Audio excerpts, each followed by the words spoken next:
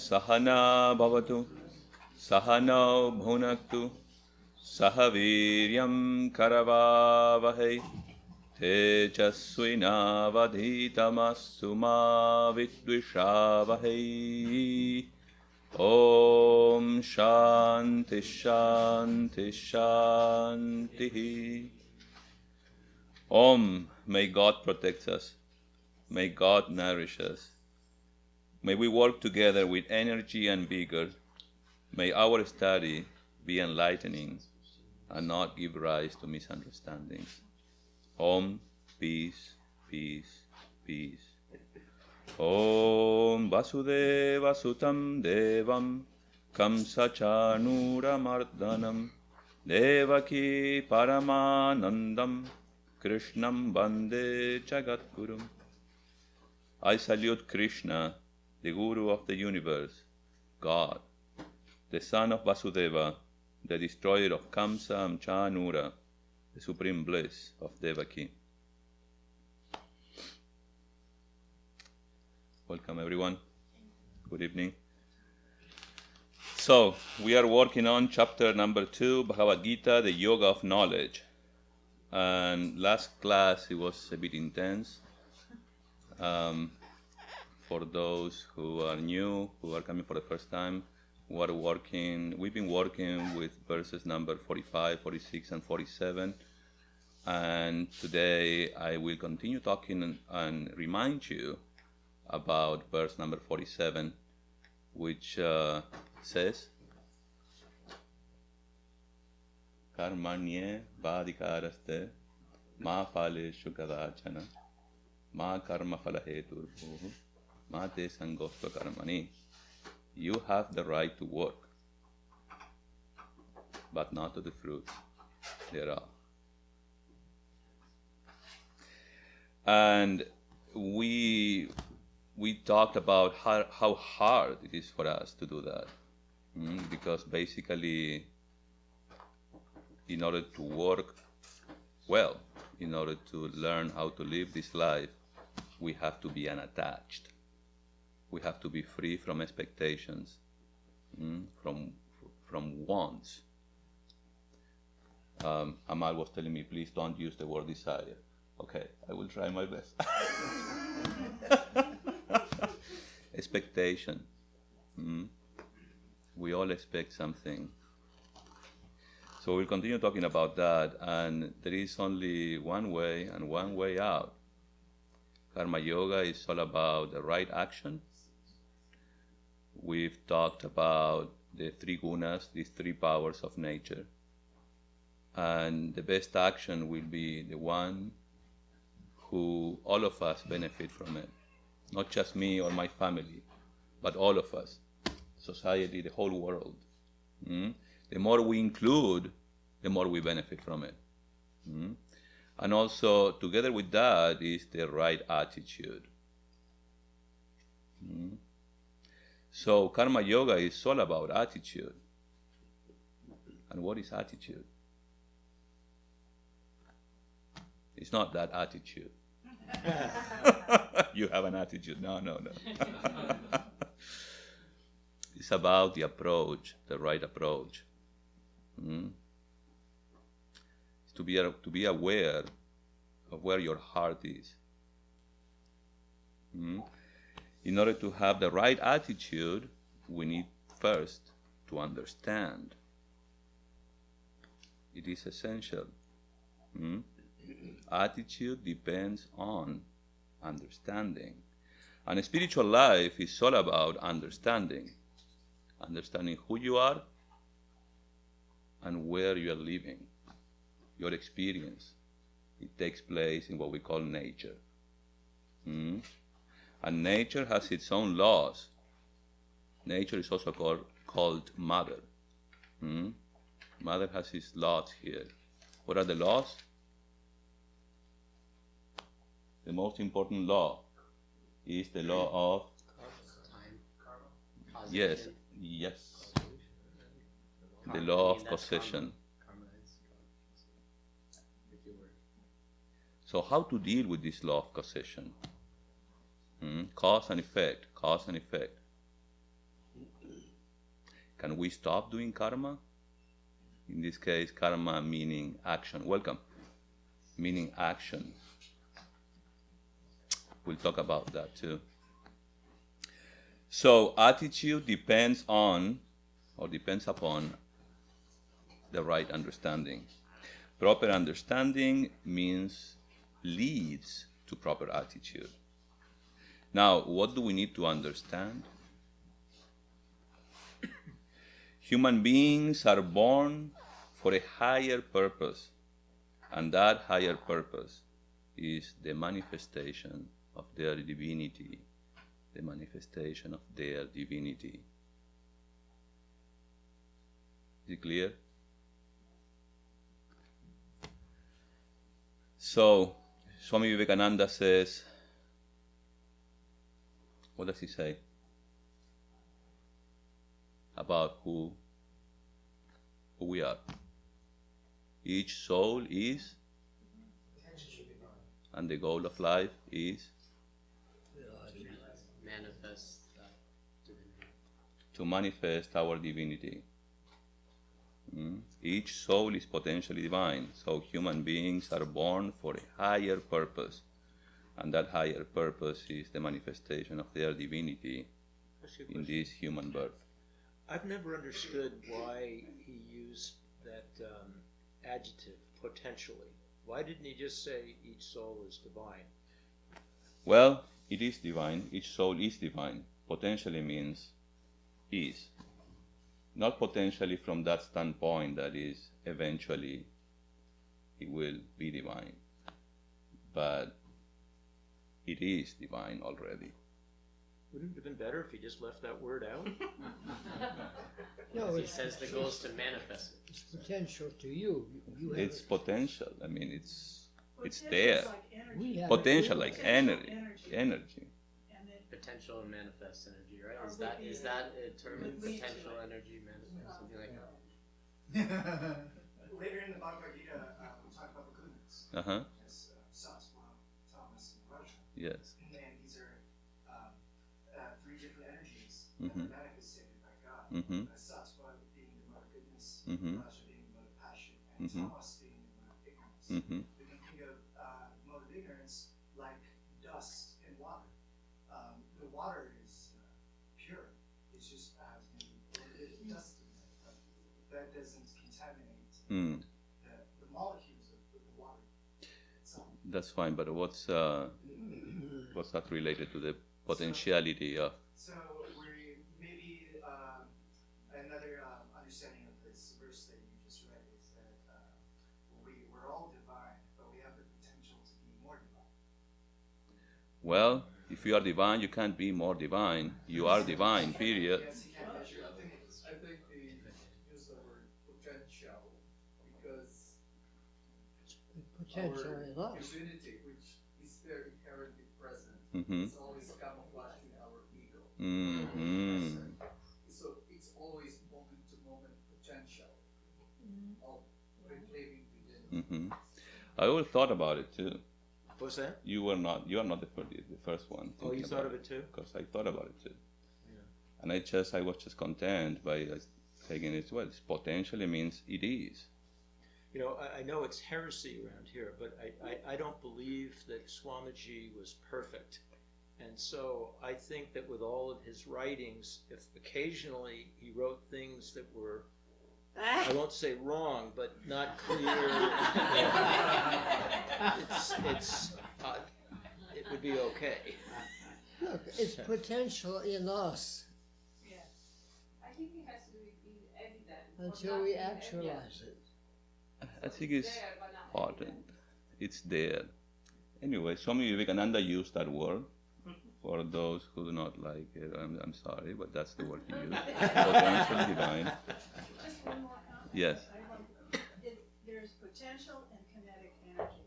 Potential is latent, Uh-huh. and so it's a parallel to potential and manifest. So Mm-hmm. we have the potential, we aren't manifesting. To manifest it. Right, we aren't manifesting it yet. Or we are, or we're not. But The- the manifest would be the kinetic part of it, would be the actuation Mm-hmm. of that potential.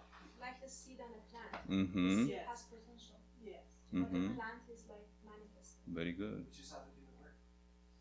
Very good. Like the tree in the seed. Yeah, that's a Mhm. good one. Like the tree in the seed. It is there. So, but he also says each soul is potentially divine, and the goal of life is to manifest this divinity by controlling nature, external and internal. Now, this is the second part. How do we deal with nature? And this is where we find ourselves in this world, dealing with these forces he just mentioned, the three forces of nature, and they are constantly pulling us down. Why? Because we live in these human bodies and we experience the world through our senses, through this body. And we get confused. We think that everything is coming from outside, but in reality, it is from within us. So, coming back, knowing that the forces of nature are in charge in this phenomenal world, being aware that these forces create attachments and identification with name and form, being aware that these forces create attachments and identification with name and form, we should somehow devise means to remain always established in the consciousness of the self, capital self. We call it Atman.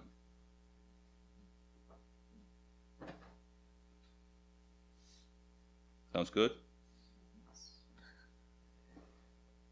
The Katha Upanishad says, the Creator has made our senses outward bound. This is why we ordinarily perceive the external world and not the self, the capital self. Outward bound. This is why we ordinarily perceive the external world and not the self, the capital self. Some poised men, however, desirous of immortality, realize the self, the capital self, after drawing their senses away from sense objects.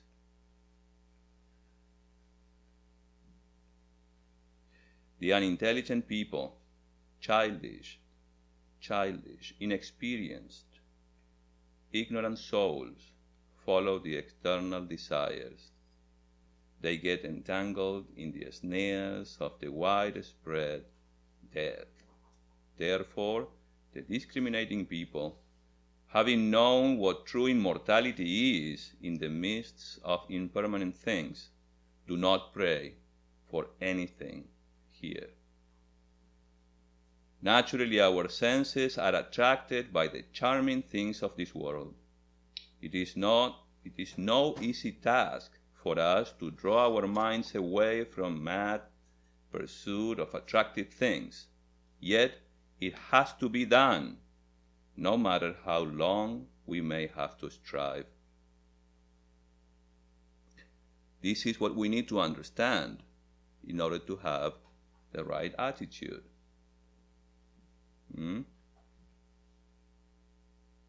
The bee came to sip the honey, but its feet stuck to the honey pot, and it could not get away. Again and again, we are finding ourselves in that state. That is the whole secret of existence. Why are we here? We came here to sip the honey. Sip the honey. And we find our hands and feet sticking to it. We are caught, though we came here to catch. We came to enjoy, we are being enjoyed. We came to rule, we are being ruled. We came to work, we are being worked. All the time we find that, and this comes into every detail of our life. Is there any way out of this continued life of misery and frustration? The only way to come out of bondage is to go beyond the limitations of law, to go beyond causation. Now, how do we go beyond causation? We are going to talk about it. We are all doing karma, meaning action, all the time. I am talking to you, that is karma. You are listening, that is karma. We breathe, that is karma. We walk, karma. Everything we do, physical or mental, is karma. And it leaves its marks on us. Can we stop doing karma? Can you stop breathing? Can you stop thinking?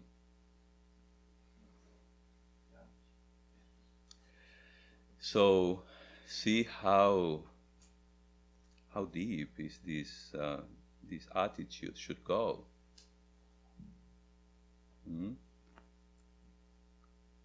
Because the goal is to be unattached.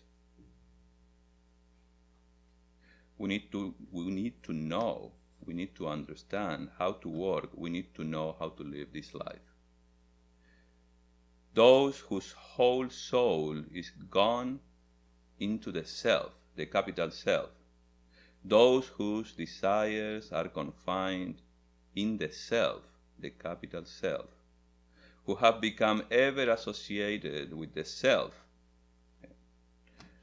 for them there is no work. Such are indeed the highest of mankind. But apart from them, everyone else has to work. In so working, we should never think that we can help on even the least thing in this universe. We cannot. We only help ourselves in this gymnasium of the world. We only help ourselves in this gymnasium of the world. This is the proper attitude of work. If we work in this way, if we always remember that our present opportunity to work is thus, it's a privilege which has been given to us, we shall never be attached to anything.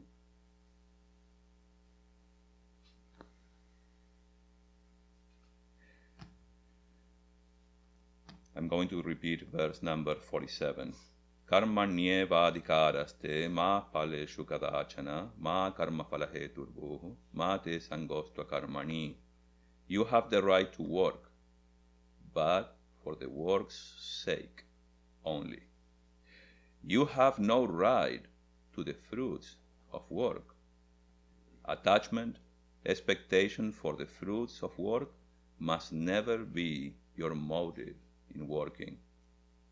Do not become the agent of the results of your actions. Never give way to laziness either. May you not have any inclination for inaction. That's a lot. You have the right to work, but not for these fruits. Attachment, expectation for the fruits must never be your motive in working. Can you do that?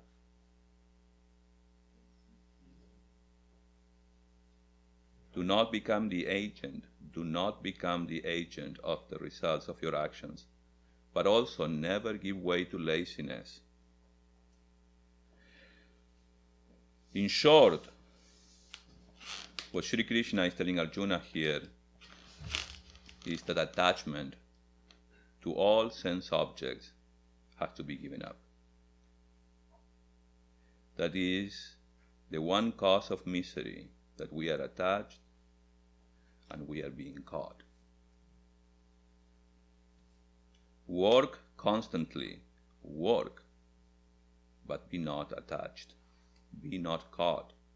Reserve into yourself the power of detaching yourself from everything, however beloved, however much the soul might yearn for it. However great the pangs of misery you feel if you were going to live it, still reserve the power of living it whenever you want. The weak have no place here, in this life or in any other life. Weakness leads to slavery. Weakness leads to all kinds of misery, physical and mental. Weakness is death. Be thou not the producer of the fruits of thy actions, neither let thy attachment be towards an action. Never, under any condition whatever, have any hankering for the results of your actions. Whenever you have a hankering for the fruits of action, you will become the agent of acquiring the results of your actions. For when one engages in action by being impelled by thirst for the results of action, then he or she does become the cause for the production of the results of action. Never give way to laziness either. May you not have any inclination for inaction. Later in chapter number 3, Sri Krishna says, work day and night. Behold, I am the Lord of the universe. I have no duty. Every duty is bondage, but I work for work's sake. If I ceased to work for a minute, then there would be chaos.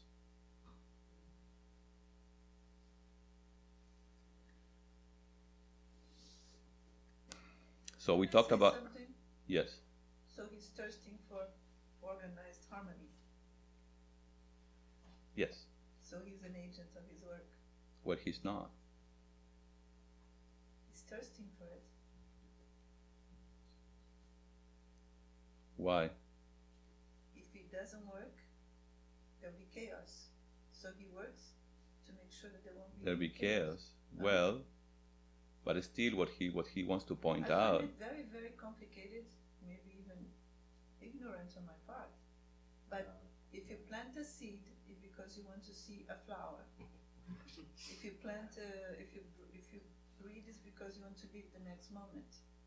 If you walk, it's because you're going from here to there.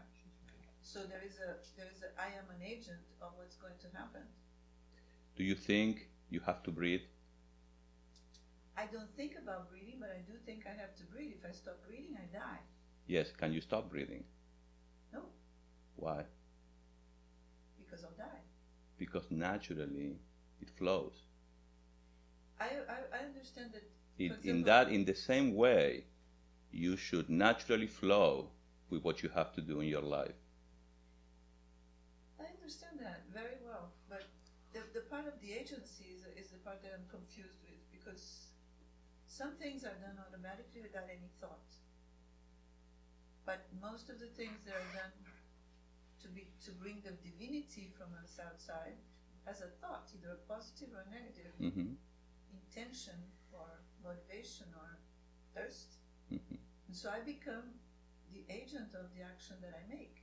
I'm responsible for the action that I make. Well, that's a problem. And for the results. That's a problem because you identify yourself. That identification is the source of your attachment.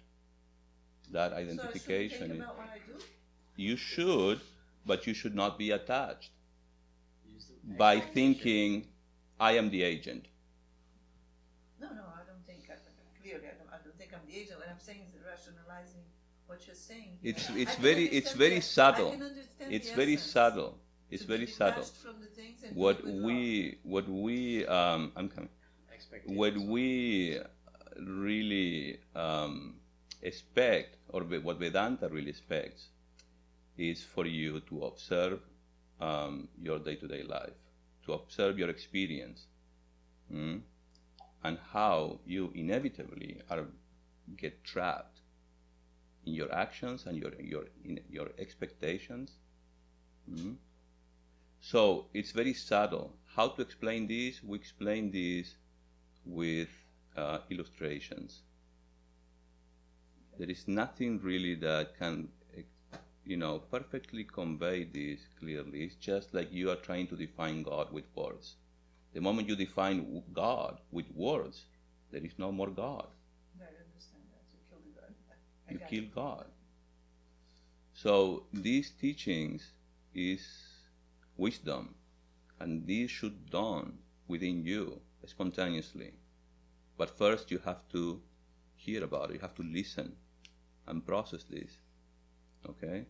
So this is what I've been reading. I know it's tough, it's hard. Because all the thoughts that cross your mind, they are absolutely natural. How can I not be the agent? I am the agent. I mean, yes. Because we naturally identify ourselves with this body-mind complex and with the idea of who we are. That we are this name, this form, we are tall, we are short, etc., etc. But who are you in reality?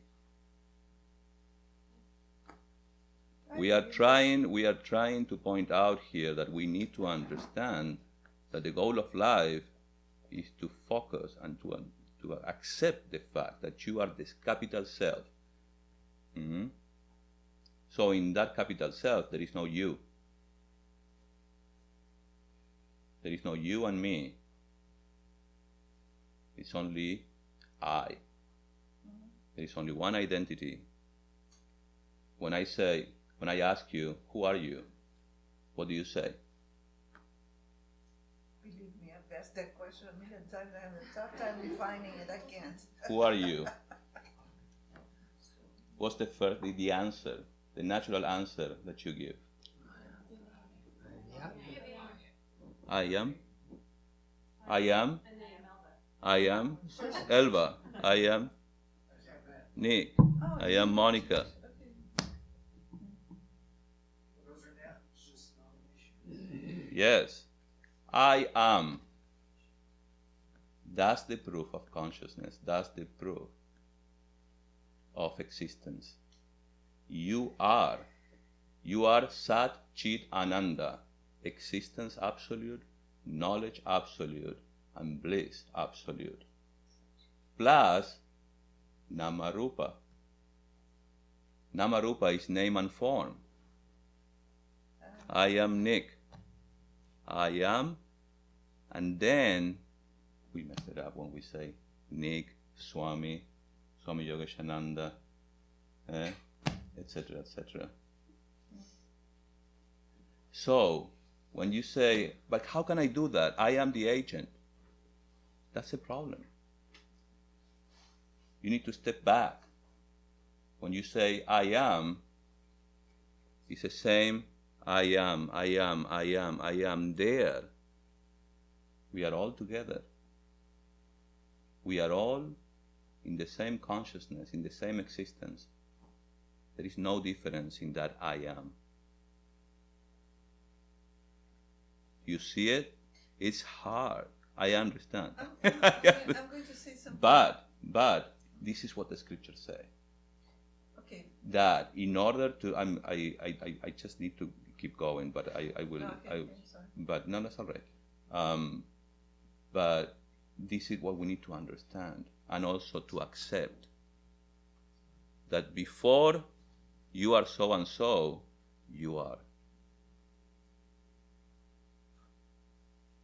Is that what I read literature commentary in one of the books. It was speaking about how we can get to a place where I'm here, somebody else is over there. We can send, like, you have people who do like healing, Reiki, and different things like that. And it's because we're all we're able to send the healing, and also because we are one spirit. What is that? I'm trying to make some. Well, that's because different. you're saying that we are all. We are divine beings. Divine beings. But we are all from the same. We are God. of the nature of So Sat, on the existence, wavelength. absolute, Chit, awareness, consciousness, absolute, So if and we, Ananda, bliss, absolute. so if we are on the wavelength, and then When there are you things connect that to we are able anyone, to when do. you connect to her, when you connect to anyone, when we connect to each other, Yes. We are there. True.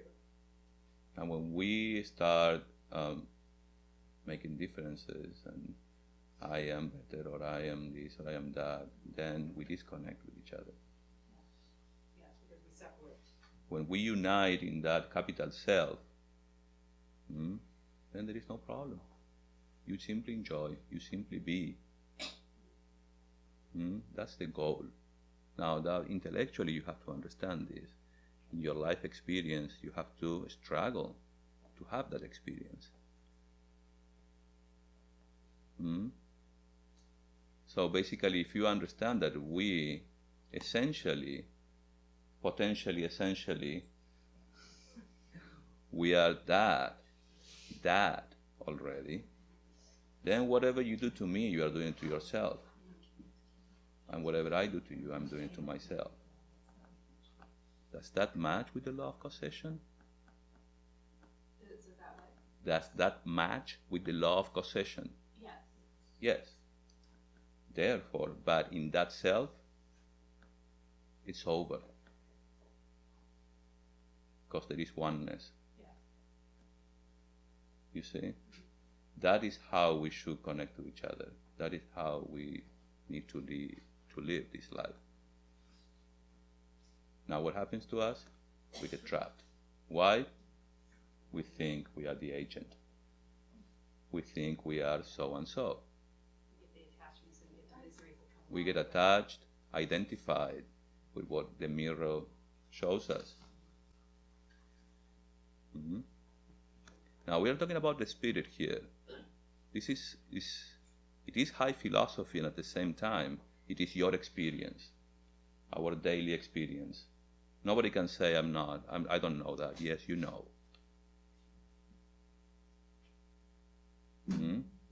So, we are not dealing with, okay, the book says, Shankaracharya says, Ramanuja says. Experience. We want to focus, we want to apply this in our life.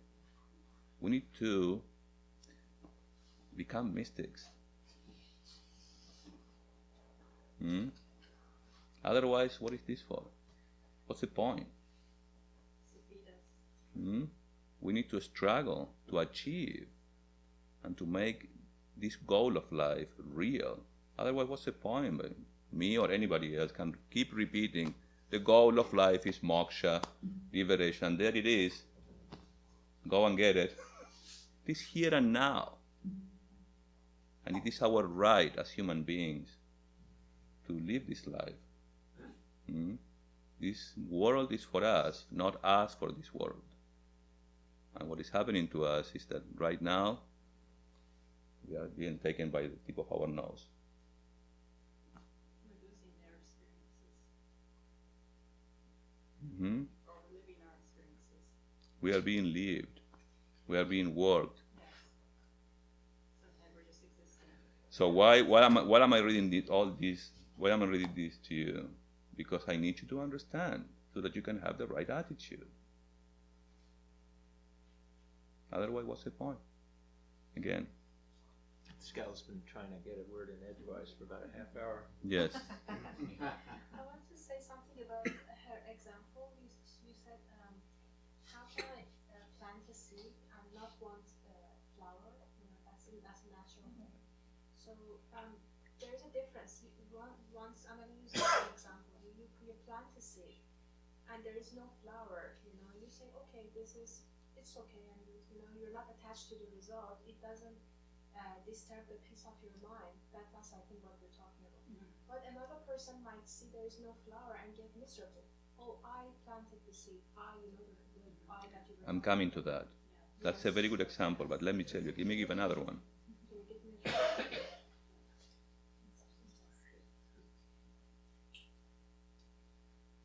One question. Yes. Again, same discussion, right? When you say I am the agent, is it the same thing as you say I am the cause, and therefore there is, just like in the action, there is an implicit purpose or result, right? The same in the cause is the implicit effect. Are these actually parallel situations where they mirror one another? When we talk about agent and I am the agent, result, is it the same thing as if I talk about the cause and the effect? The cause and effect, is it the same situation? That will be answered.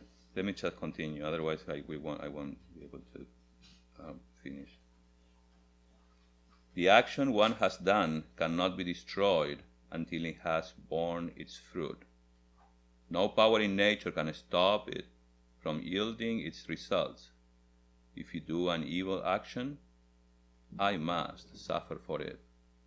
There is no power in this universe to stop or to stay it.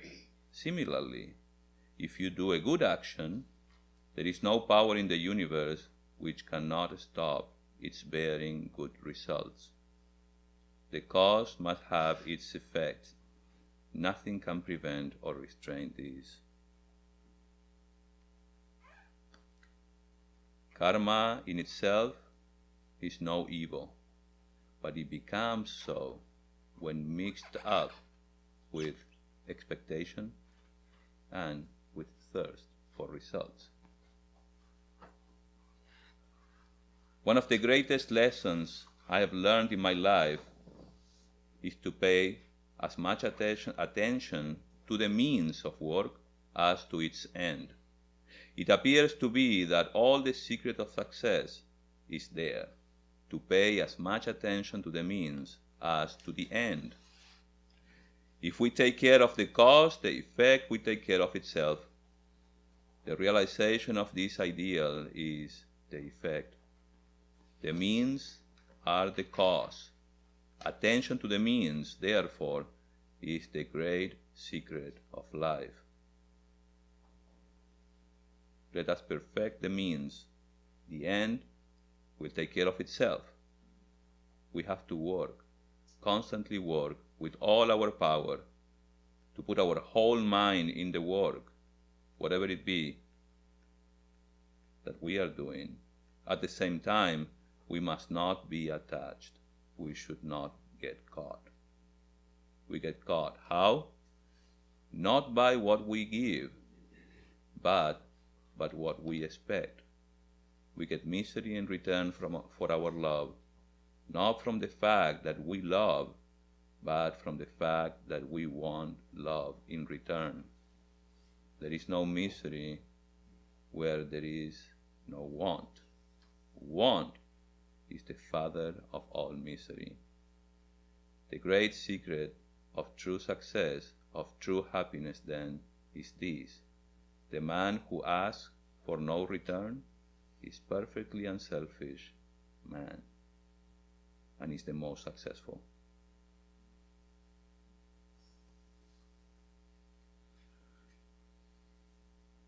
Every day we renew our determination to be unattached.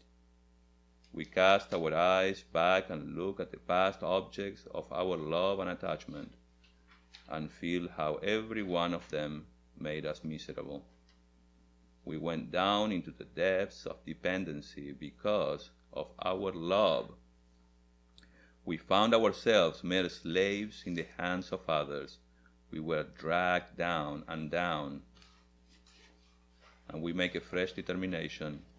Henceforth, I will be master of myself.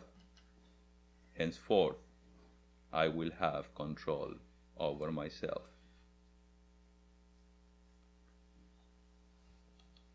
Again, the soul is caught. What do we require? Last class I mentioned this. We require super divine power. Superhuman power is not strong enough.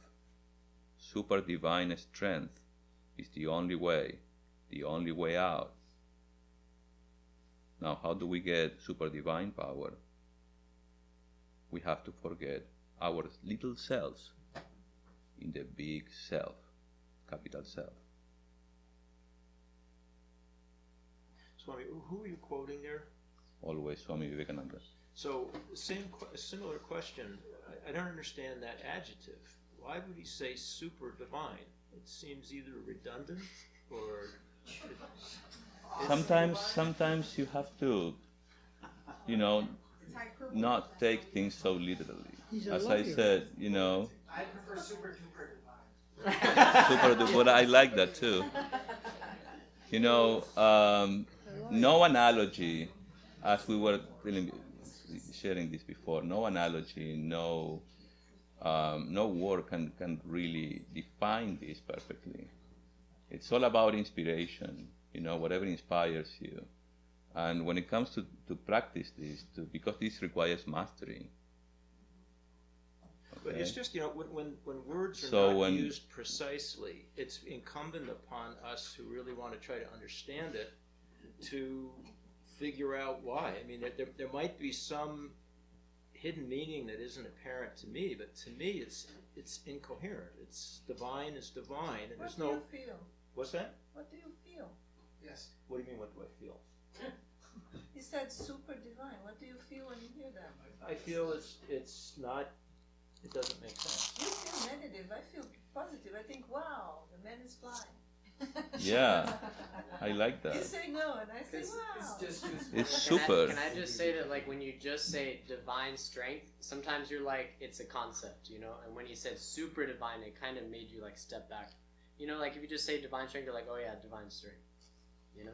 But you say super divine strength, it gets your attention. Well, don't you think it sounds better? I mean, It's a writer's trick. I know It's that just word, a divine writer's strength, trick. you know. you know, it's Yeah, but it's like you just say this guy is divine. Yeah, but this guy is super divine. It's like, what the heck? What's This it? is a parallel term. with I can't hear you. superhuman. There are too many people talking. There were two terms, like superhuman and super divine. This term I think is used to like kind of like piggyback on the other. you know, one. it's just to put emphasis. The way that It's it just is to put superhuman. emphasis in the fact that human power is not enough. And he said superhuman power. Divine power, as we understand, may not be enough. Super divine power, which is something. Okay, it's like a Superman here. You know, that is what is required. Yeah, it says that superhuman But- is coherent. It makes sense. But super divine is It's incoherent. just for the sake. Just enjoy the term. Just enjoy it. Relax and enjoy it. Well said, Swami. He just explained it to you, right? Can't argue with him. Anyways, are you ready to know Yes, yes. how do you get super divine power? You want to hear something? The man was right. The Swami was right. Your question was right too, because now you all remember the super. You're like, yeah. Well, this is mostly to emphasize and hey, even the rishis, even the teachers acknowledge that this is not easy. Also, he wasn't. We are so identified with ourselves, you see, that we need something extraordinary to help us. In devotional, you know, language, we say grace. Grace. Now Mark is already super divine grace. Oh, Give me a stop break, picking on Swami, please. Well, we are talking about the spirit here, and when it comes to the spirit, all we require is inspiration, you see. And if we don't get to that, I mean, everything is just, you know, very dry. No words can describe it. No words can describe it, but you know. I mean, it has to be your experience. We appeal to your experience here. Okay? It is a philosophy of life. It is a way of life. Because once you understand, you should apply this. You should be able to apply this.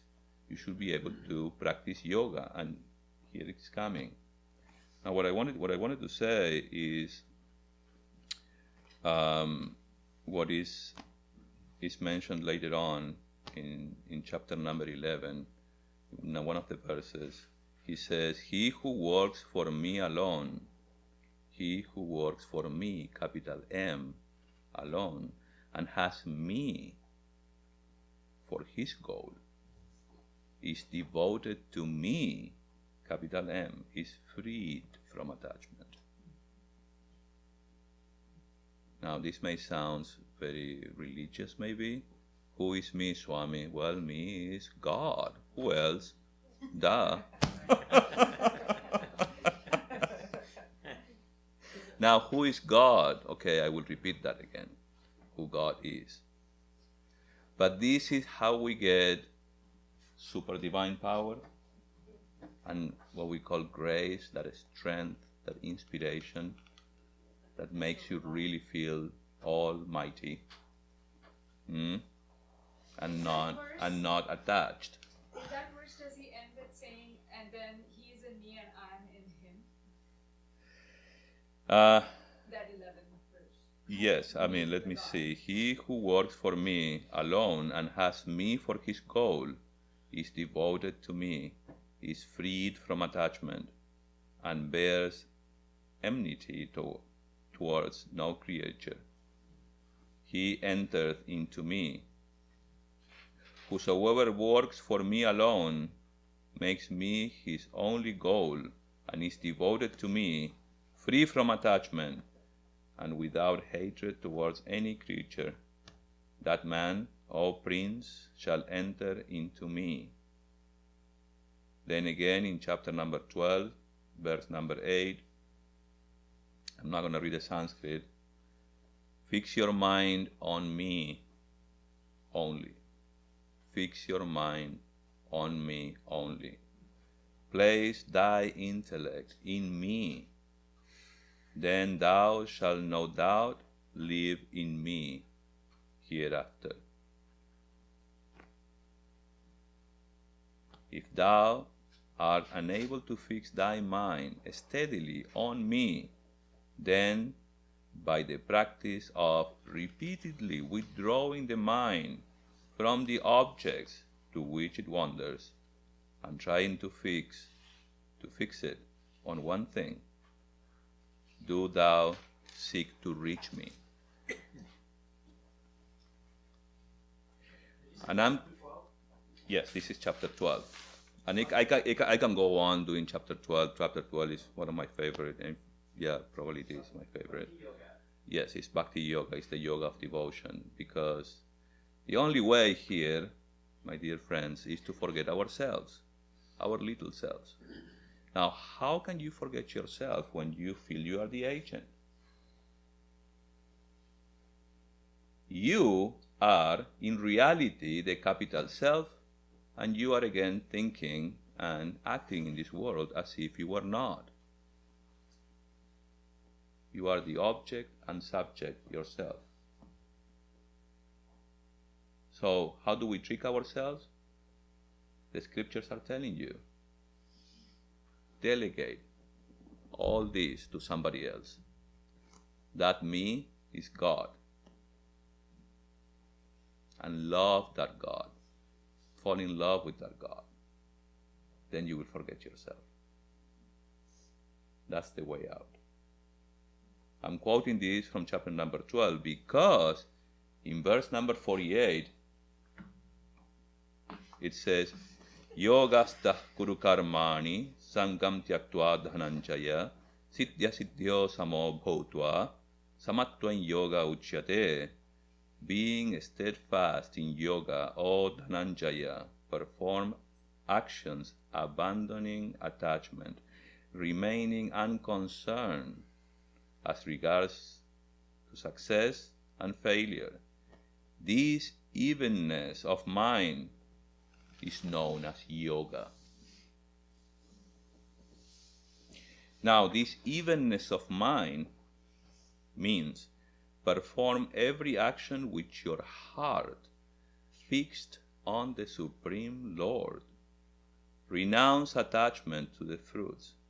Be even-tempered in success and failure, for it is this evenness of temper, which is meant by yoga. Is there anybody I can buy that yoga for my temperament? You have to. So we should act in this world by having proper attitude towards material gains. The master orders his servant to go to the next village and bring a particular person, the servant goes on the errand accordingly, but finds the person absent. There is no disappointment in him for this failure. He is commissioned to go on another day on which he is able to find the required person. There is no special elation over success now. The servant is simply satisfied with carrying out orders effectively. It is in this manner that the yogi holds the success and failures in his endeavors, free from attachment and aversion.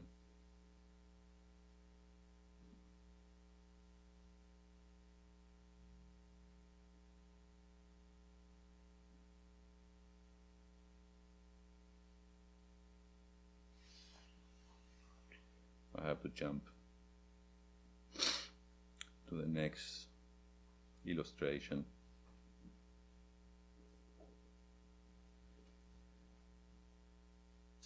M was a disciple of Sri Ramakrishna. He humbly, it says, asked, "How ought we to live in this world?" Master, do all your duties, but keep your mind on God. Live with all, with wife and children, father and mother, and serve them. Treat them as if they were very dear to you, but know in your heart of hearts that they do not belong to you. A maid servant in the house of a rich man performs all the household duties, but her thoughts are fixed on her own home in her native village. She brings up her master's children as if they were her own. She even speaks of them as my Rama or my Hari, but in her own mind she knows very well that they do not belong to her at all. The tortoise moves about in the water, but can you guess where her thoughts are? They are on the bank, where her eggs are lying. Do all your duties in the world, but keep your mind on God. If you enter the world without first cultivating love for God, you will be entangled more and more. You will be overwhelmed with its danger, its grief, its sorrow. And the more you think of worldly things, the more you will be attached to them. First, rub your hands with oil and then break open the jackfruit. Now, do you know what jackfruit is? No. Jackfruit is a huge fruit. It looks like this. It looks like, it's hard to describe. But yes, from outside it looks like a huge egg. Is it a melon? Huh? Just like put it. It's called jackfruit. It's very ugly with dots. Yeah, it's ugly from very outside. shaka, yeah. It looks like a nut, but it's ugly from outside. Now, when you break it, what you find inside is...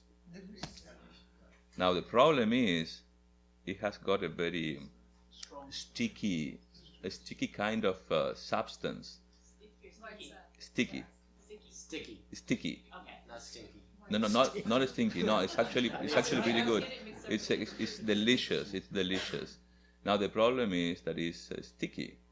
Now when you grab it and you put it in your mouth, it makes a mess because your hands and you are like, how to get rid, and then it's very hard to get rid of all that. So basically, Sri Ramakrishna, he is very observant, and he says, first rub your hands with oil and then break open this jackfruit.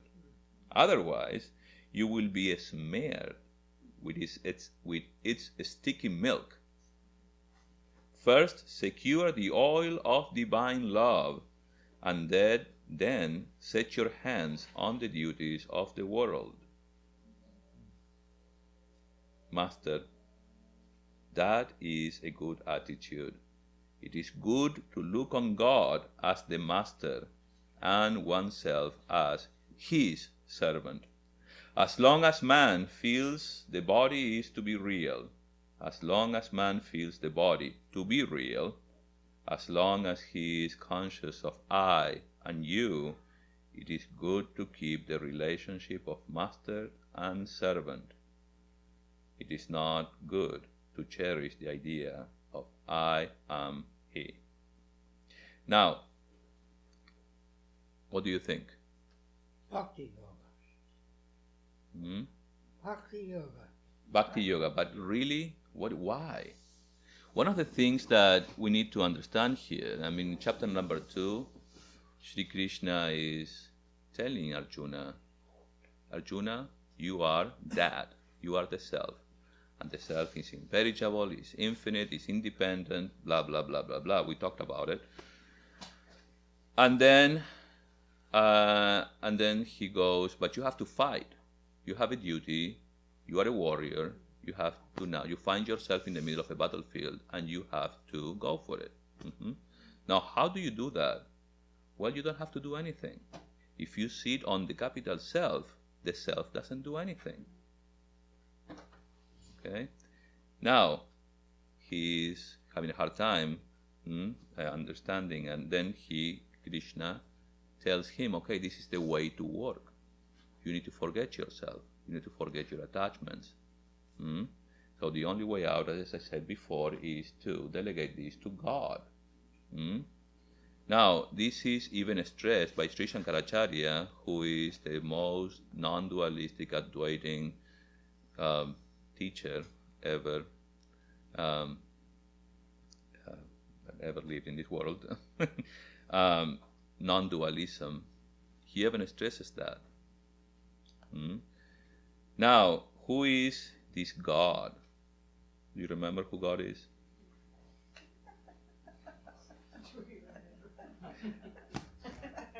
No. God is not a person sitting beyond the clouds. God is defined as the invisible, all-pervading, intelligent principle in the universe, pervading all the laws, the cosmic network of laws which maintain the creation in rhythm and harmony.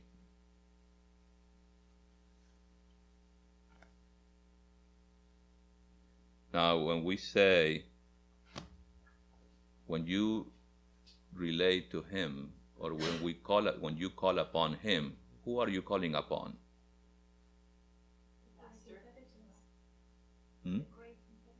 Yes, and? Yes. Yourself. Your innermost being. Because God is sitting within you, as you, but not you as so and so. He's sitting within you as the real self, the capital self. Do you think that there's a progression, because there's first you are the servant, then you are the friend, then you're the lover, then so there's a progression to the relationship that a person has with God? The relationship can be, it's a choice. Yes. It's a choice. Yes, it's some the Vaishnavas talk about, you can say, progression. It's mostly a choice. Sri Ramakrishna chose to look upon him as the child of God. Yes, child of God is another. But the idea here is that we somehow need to relate to someone who embodies and represents and symbolizes who we are, and that we call God. Call it whatever you want. Chosen ideal. A chosen ideal. And in that him or her, you simply devote yourself. It can be a guru, it can be any Hindu god. And by the way, today is Rama Navami. Do you know what Rama Navami is? Rama, we are celebrating the birthday. Happy birthday of Rama, Lord Rama. Do you know who Rama is? Yes. Who is Rama? Incarnation of Vishnu just before Krishna. Is And the his brother, Lakshmana. So it's the seventh incarnation of Vishnu. Now this is very Hindustani. This is very Hinduism. Okay, this is a mythological god that we find in one of the scriptures. It's called scriptures, but in reality it's called Itihasa. Okay, it's an epic poetry where we find the story of God incarnated as Rama. The story is beautiful, and what is beautiful about it is that many teachings and morals from the scriptures, from the Upanishads, are found in these epics. We have two epics. What are these epics? And Mahabharata. And where is Bhagavad Gita? In the Mahabharata, you see. So that's the beauty of the Hindus, the Hindu mind. And if you have time, do you have 1 minute? That's the question. Yes. Why would you need a guru if you can connect with God directly, and you are His servant, and you can have that connection? Why would you need a guru or somebody outside you? Well, basically, this is in Hinduism and in traditional Vedanta, it's a tradition that in order to, just like when you go to school, to primary school, and to learn the alphabet, just so you approach a guru, that he will show you your shortcomings and the limitations of your ego. He will point out to you the stuff that you need to work with. Okay, that is your teacher, your spiritual guide, and your God can be somebody else. But since you are getting guidance from someone who you call your guru, you can look upon your guru as God Himself, also as a symbol. Now, if does have to be that way? No, this is a choice. Okay. The most important thing is for us to understand that God is our guru. This guru, his human guru, helps us to realize and to understand and to accept that guru is within us. Now, the guru, the human guru, will help you be independent. Can I add to that? Like Sai Charitra, they say that one of the people asked them why you need a guru. So they say that in a forest, just you're going in a forest, you can go alone, just like all the world things, trying to figure out the moksha. Or you can have a guide, ensuring that all the pitfalls and ensuring that you're not going the right path. So guru is someone who put you in the right path to reach your destination. And most people treat guru as like an equivalent to God, because Guru Brahma, Guru Vishnu, Guru Deva Maheshwara is what they're saying. Like the guru, the teacher is the highest respect in Hinduism. Yes. So a teacher is like God kind of a thing. So that's yes. In Hinduism, I'm sorry for interrupting, but I just want to close. What you're saying is correct. I just want to point that out. Now, the point is, in India, the idea of a guru is very strong, because guru is the one who frees you. Guru is the one who releases you from this bondage. Guru is the one who wakes you up, as if. But once you are away, then there is no difference between you and your guru. You and him become one. So, well, I just wanted to read something to you, but there is no time. Go, please read it. No, Do you there's have no one? time. There is no He wants to time. leave. It's time to go. He's tired. No, I receive, because on now technology, with our phones, with my brothers in India, all other swamis, they keep sending you, messages and stuff. So I received this something that is beautiful, the interpretation of the Ramayana as a philosophy of life. Yeah, so Ra means light. Ma means within me, in my heart. So Rama means light within me. Rama was born to Dasharat and Kaushalya. Dasharat means the 10 chariots. The 10 chariots symbolize the 5 sense organs, jnana indriyas, and the 5 organs of action, karma indriyas. Kaushalya means skill. The skillful rider of the 10 chariots can give birth to Ram, the light within me. When the 10 chariots are used skillfully, radiance is born within. Rama was born in Ayodhya. Ayodhya means a place where no war can happen, where there is no conflict in our mind. Then the radiance can dawn. The Ramayana is not just a story which happened long ago. It has a philosophical, spiritual significance and a deep truth in it. It is said that the Ramayana is happening in our own body. Our soul is Rama. Our mind is Sita.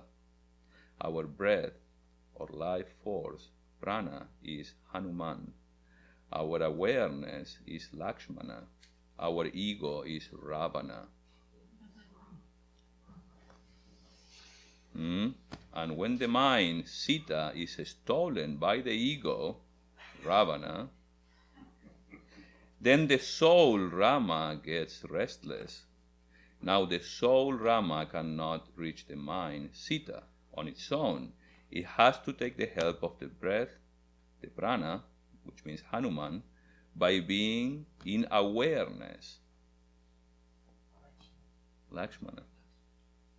With the help of the prana, Hanuman, and awareness, Lakshmana, the mind, Sita, got reunited with the soul, Rama, and the ego, Ravana, died. In reality, Ramayana is an eternal phenomenon happening all the time. Lord Sri Rama sends food to Vivekananda, and that's another story. Thank you for coming. Jai Shri Guru Maharaj Ki Jai.